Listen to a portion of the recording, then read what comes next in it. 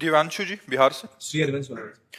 महाराज जी, क्षमा प्रार्थी एवं निराश हूं क्योंकि प्रमाद आलस्य आदि विकारों को नहीं त्याग पा रहा हूं। महाराज जी, इनको लगता है कि सब कुछ पहले से तय है, सब कुछ मतलब सब कुछ, भगवत प्राप्ति भी। नहीं नहीं, तुम्हारे कहने से थोड़ी तय है। तय है प्रारब्ध। प्रारब्ध है दो प्रकार का, पुण्य और पाप। परिणाम है उसका सुख और दुख, बस।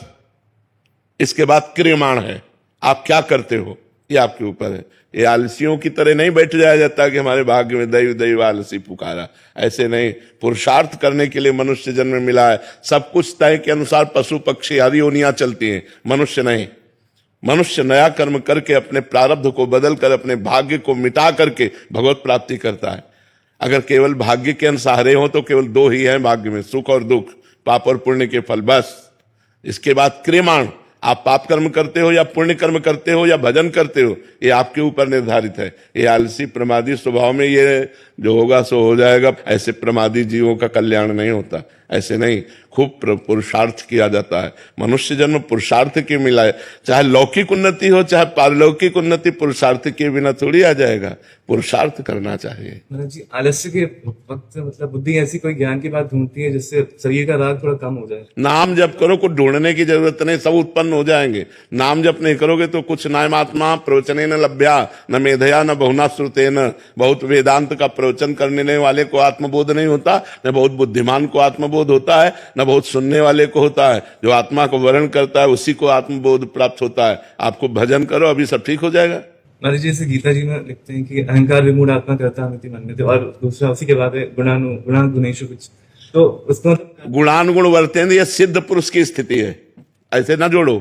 गुणानुगुण वर्तेन मनुष्या पार्थ सर्वसा, ये सिद्ध पुरुष की स्थिति। वो देख रहा है गुणों में गुण वर्त रहे हो, अपने को अलग देख रहा है।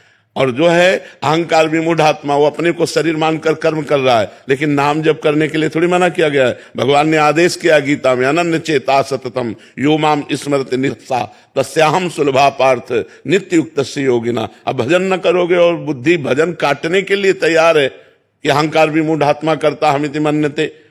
यही तो मनुष्य की दुर्दशा है कि वो गुरुजनों के वाक्यों को, शास्त्र के वाक्यों को पकड़ता नहीं। हम कह रहे कुछ मत करो, शरीर से जो चेष्टाएं, घर परिवार के व्यापार, नौकरी, किसानी, वो करो और आधा राधा जपो, देखो सब ठीक हो जाता है कि नहीं हो जाता। कृष्ण कृष्ण जपो, राम राम जप करो, देखो अभी आनंद आ जाएगा। बिना भगवान का नाम जप किए प्रमादी स्थिति में पड़े रहने से थोड़ी होता है। नाम जप करना पड़ता है, उसमें डटना पड़ता है। जब हम वर्ष 2 वर्ष अभ्यास करते हैं तो धीरे धीरे हमारी रुचि बढ़ने लगती है नाम में।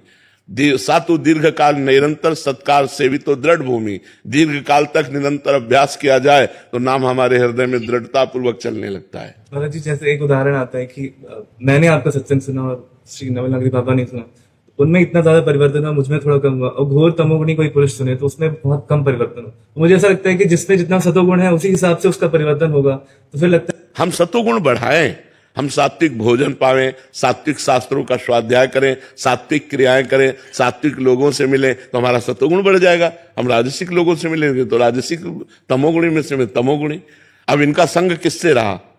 जब ये ड्यूटी करके आते तो 2-3 दिन हमारे संग घूमते, और अब फिर ये हुआ कि जब छुट्टी हुई तो 10-10 दिन हमारे संग, और फिर परिणाम ये हुआ कि नौकरी छूट गई, हमारे संग ही रह गए।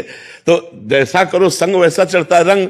अब 2 मिनट आप सत्संग सुनो, इसके बाद जाके संसारिक रंग चढ़ा लो। तो अपने को चाहिए कि अगर हम सत्मार्ग में चलना चाहते हैं तो हमको वैसा संग का रंग चढ़ाना होगा। हम एक बात केवल पकड़ा रहे तुम्हें, राधा राधा राधा, सब बात भूल जाओ, सब चतुरता भूल जाओ, राधा राधा राधा। फिर देखो तुम्हारे कदम परमार्थ में कैसे दौड़ते हैं। नाम जपना शुरू, नाम जपने में मन को लगाओ। वारी मथे घत होए बरु सिकताते बरु तेल, बिनु हरि भजन न भवतरी या सिद्धांत तपेल। जो सिद्ध हैं वो भी भजन करते हैं, जो साधक हैं वो सिद्ध होने के लिए भजन करते हैं। अब देखो सनकादि सिद्ध हैं, हरिशरणम हरिशरणम हरिशरणम। भगवान शिव बोध स्वरूप हैं, लेकिन वो भी अस कई जपन लगे हरिनामा तो आपके अंदर स्थिति आ जाएगी। नाम भजन से स्थिति आएगी, पढ़ने लिखने से स्थिति नहीं आती। कभी कभी लगता है कि हम सिद्ध हो गए फिर ऐसे। बड़े बड़े सिद्धों को माया परिचय दे देती कि तुम कितने सिद्ध हो। बहुत शिव विरंचिका मोहई को है बपुरान, अस जिय जानि भजी मायापति भगवान। ज्ञानी नाम अपि चेतांश देवी भगवती हिसा, बलादा कृष्ण मोहाय महामाया प्रेक्षति। इसलिए सिद्ध ना बने साधक बने तो ज्यादा अच्छा रहेगा। और जीवन भर हमने सिद्धों को देखा वो साधक ही बने रहे। जो वास्तविक सिद्ध रहे हैं वो कभी ऐसा अनुभव नहीं करा है कि हम सिद्ध हैं। वो दिन भर अपनी दिनचर्या में ही लगे रहे, भजन में ही लगे रहे। गुरुदेव भगवान, परिवार में जैसे कोई एक नाम जप करता है, पूजा पाठ करता है, तो उसका फल पूरे परिवार को मिल सकता है? अगर भोजन आप पाओगे तो सबका पेट भर जाएगा क्या? हाँ, भगवत प्राप्ति हो जाएगी तो 21 पीढ़ियां तर जाएंगी। यदि भगवत साक्षात्कार हो गया तो फिर 21 पीढ़ियां तर जाएंगी। हमारी सरकारी व्यवस्था है, ये भागवतिक व्यवस्था है कि यदि आप ब्रह्म प्राप्त हो गए तो आपकी 21 पीढ़ियां तर जाएंगी। जो 14 आगे की 7 पीछे की, तो 21 पीढ़ियां तर जाएंगे। लेकिन ऐसा नहीं कि हम भजन करें, हमारे पूरे परिवार का भजन नहीं, पूरे परिवार को भजन करना चाहिए। अपने ज्ञान से अपना उद्धार होता है।